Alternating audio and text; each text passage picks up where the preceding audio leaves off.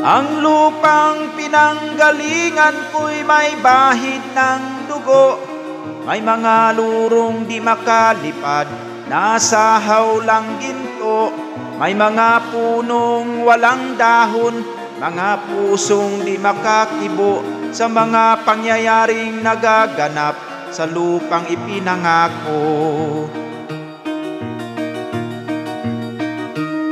Mula nang makita ko ang lupang ito, nakita ko rin ang munting apoy sa puso ng tao, ginatungan ng mga kabulukan hanggang sa lumago.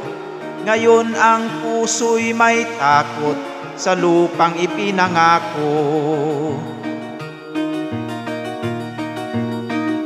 Lapit mga kaibigan at makinig.